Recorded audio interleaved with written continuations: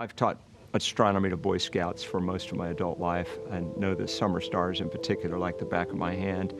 And I've sought out, I've lived in the Mojave Desert for 8 years, and I would go away from the lights there, even as meager as they might be, to lay on top of a car and just swim, in the universe. So I've always loved the night sky and the stars. And so on my very first shuttle flight, both of my shuttle flights, we took some time. I convinced my crew to turn off all the light in the cockpit, let our eyes dark adapt, and just sit there perched in the windows. All of us were in different windows, and you could see, the Milky Way is just stunning.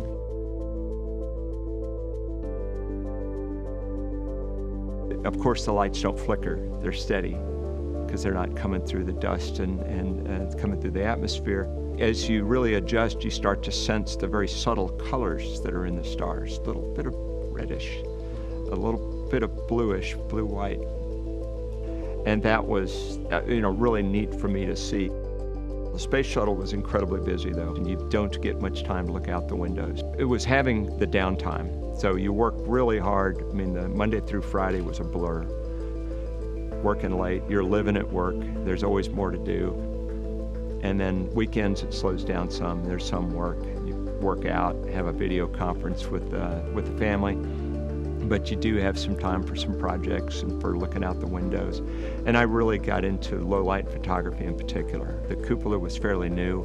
We had some fairly new cameras, the D3 that was good at capturing low light imagery.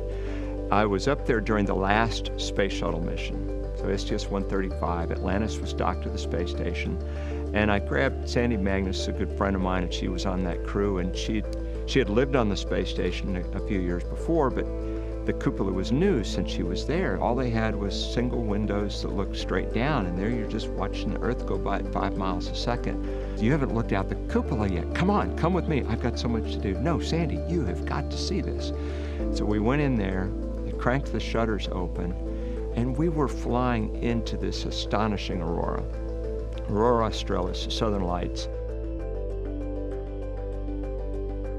This rippling, pulsing river of green that's down below us, the red that is stretching up to our altitude. It's like, it was just breathtaking.